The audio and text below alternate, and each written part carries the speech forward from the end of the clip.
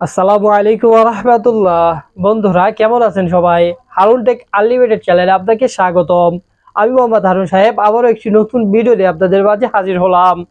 আজ আমি আলোচনা করব অফিস আদালতে কম্পিউটার হেল্পারদের কাজ কি, অর্থাৎ কম্পিউটারে হেল্পার পদে চাকরি দিলে কি কি কাজ করতে হয় এবং কি কি কাজ শিখলে কম্পিউটার হেল্পার পদে চাকরি আপনি পাবেন। যেটা আজকের ভিডিওতে আলোচনা করব। সরাসরি মূল ভিডিওতে চলে যাব তার আগে ছোট্ট একটি রিকোয়েস্ট, যদি আপনারা এই চ্যানেলে নতুন হয়ে থাকেন অবশ্যই চ্যানেলটি সাবস্ক্রাইব করে রাখবেন, আর যদি অলরেডি সাবস্ক্রাইব করে থাকেন তাহলে অসংখ্য ধন্যবাদ। বন্ধুরা শুরুতে আলোচনা করব কোন কাজ শিখলে অফিস আদালতে কম্পিউটার হেল্পার পদে চাকরি পাবেন। এক হলো মাইক্রোসফট অফিসের উপর কোর্স করেন। মাইক্রোসফট অফিসের কোর্সটা করলে আপনি তিনটি কাজ শিখতে পারবেন। কাজ তিনটি হলো Microsoft Word, Microsoft Excel, Microsoft PowerPoint. আপনারা যখন এই তিনটি কাজ শিখবেন আপনি লেখালেখির কাজ করতে পারবেন, ইভেন এক্সেলে হিসাব নিকাশের কাজ করতে পারবেন।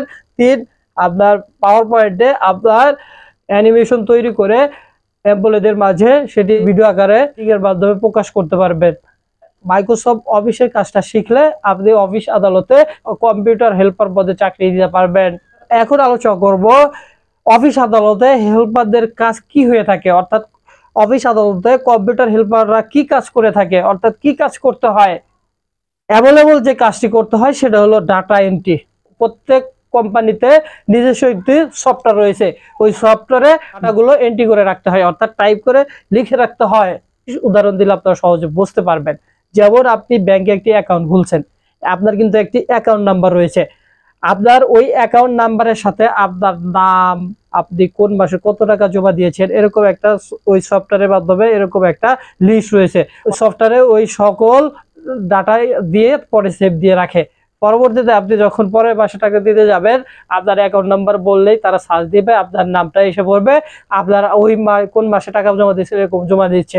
এরকম আপনার প্রত্যেকটা ফ্যাক্টরিতে যারা হেল্পার পদে চাকরি দেয় তাদের এই ডাটাগুলো এন্ট্রি করে রাখতে হয়। যে কোনো প্রোডাক্ট, ওই প্রোডাক্টে কি সমস্যা, কয়টি প্রোডাক্ট হয়েছে, এরকম কোয়ান্টিটি থাকে, সকল কিছু আপনার এই ডাটা এন্ট্রির মাধ্যমে কি করা হয়, সেভ করে রাখা হয়। বন্ধুরা আশা করি আজকের আলোচনাটা বুঝতে পেরেছেন। যারা কম্পিউটার কাজের প্রতি ইন্টারেস্টিং অবশ্যই আপনারা মাইক্রোসফট অফিসের কোর্সটি করেন, তাহলে আপনারা যে কোনো অফিস আদালতে কম্পিউটার হেল্পার পদে চাকরি দিতে পারবেন। কম্পিউটার সাইটটা একটা সম্মানিত পেশা, আমি আগের ভিডিওগুলোতে বলেছি, আজকেও বললাম। আজকের আলোচনাটি এ পর্যন্তই, আবারও কথা হবে পরবর্তী ভিডিওতে। সবাই ভালো থাকবেন, সুস্থ থাকবেন, এই বলেই ভিডিও থেকে বিদায় নিচ্ছি। আসসালামু আলাইকুম ওয়া রাহমাতুল্লাহ।